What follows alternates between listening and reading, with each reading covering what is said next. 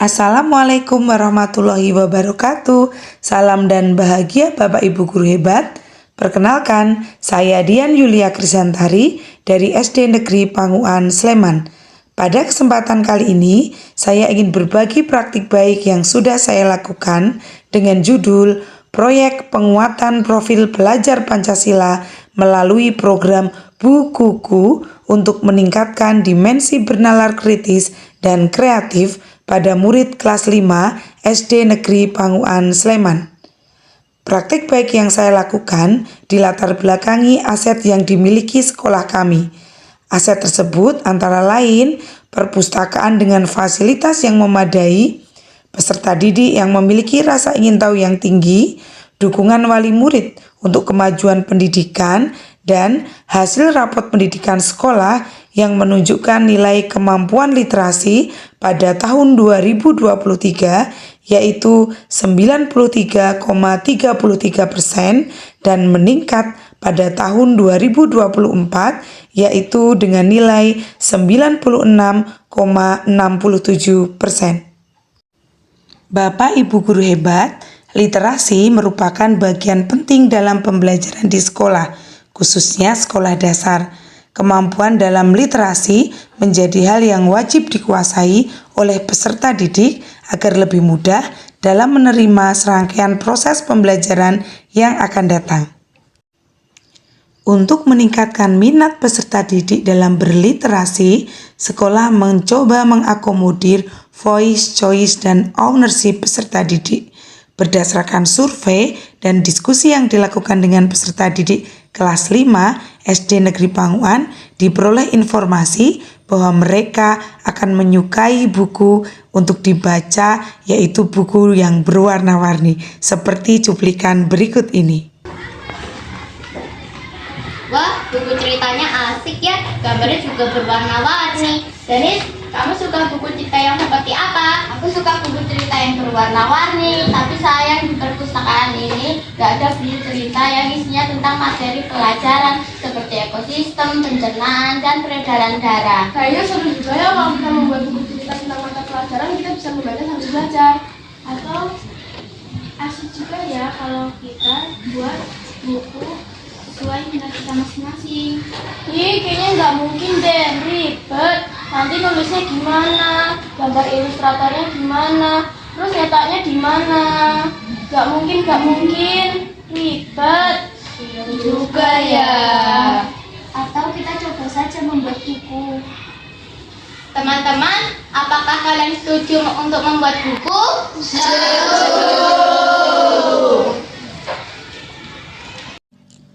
Dari kegelisahan tersebut, sekolah berupaya melalui tim fasilitator memberi ruang untuk peserta didik dalam kegiatan kokurikuler melalui proyek penguatan profil pelajar Pancasila untuk meningkatkan dimensi bernalar kritis dan kreatif.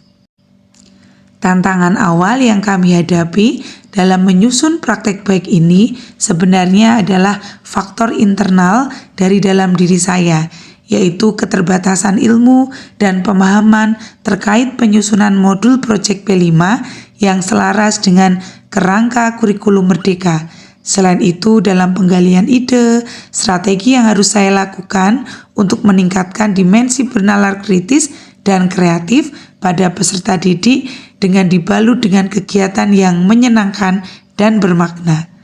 Tantangan berikutnya adalah dalam proses pembuatan buku harus telaten dan sabar mendampingi anak-anak untuk menggali ide sesuai minatnya masing-masing. Setelah itu, bagaimana mengenalkan penggunaan aplikasi Canva untuk pembuatan buku, sehingga apa yang menjadi kegelisahan peserta didik tentang sulitnya mencari ide menggambar ilustrasi terjawab dengan serunya kegiatan membuat buku dengan menggunakan aplikasi Canva. Harapannya buku yang dihasilkan dapat dicetak, bahkan bisa jadi buku digital yang bermanfaat. Pada pelaksanaan P5 terdapat 4 tahap yang harus dijadikan acuan dalam melakukan pengembangan modul. Yang pertama adalah tahap pengenalan, yang kedua tahap kontekstualisasi, Yang ketiga, tahap aksi. Dan yang keempat, tahap refleksi dan tindak lanjut.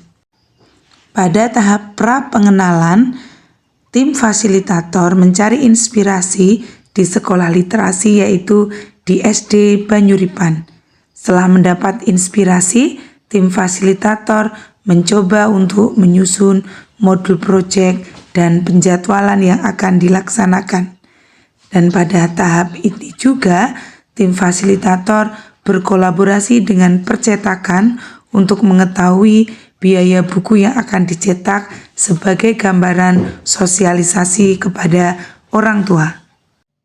Pada tahap pengenalan, kegiatan yang dilakukan adalah sosialisasi program P5 kepada orang tua dan peserta didik. Setelah itu, pengenalan bermacam-macam buku, pengenalan tentang sampul dan bagian-bagiannya, pengenalan tentang gambar ilustrator kepada peserta didik. Pada tahap kontekstualisasi, peserta didik diajak untuk berdiskusi, mengetahui apa tujuan mereka melakukan P5 tersebut, apa manfaat yang diperoleh bagi dirinya dan lingkungan sekitarnya, dan peserta didik mengetahui apa yang harus dipersiapkan dan apa yang dilakukan. Harapannya, peserta didik mindfulness dalam mengikuti proyek penguatan profil Pancasila agar terbentuk karakter profil pelajar Pancasila.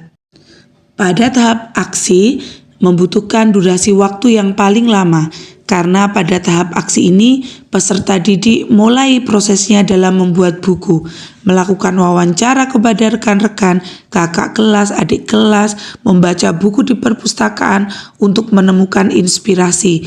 Kemudian inspirasi itu dituangkan dalam bentuk tulisan dan mereka mulai menggunakan aplikasi Canva dan fitur-fiturnya untuk membuat buku sekaligus membuat ilustrasinya.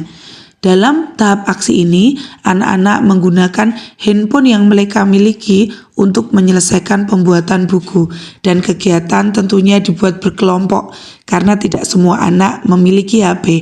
Oleh karena itu, peserta didik bergantian saling membantu untuk menyelesaikan proyeknya.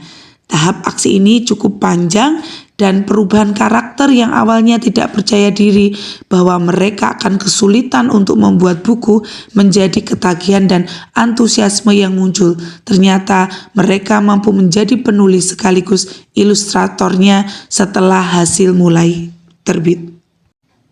Pada tahap refleksi dan tindak lanjut, mereka menyampaikan perasaan mereka saat proses pembuatan buku, apa saja pelajaran yang mereka dapatkan, apa yang ingin mereka perbaiki dan pertahankan, dan bagian mana yang ingin mereka tingkatkan.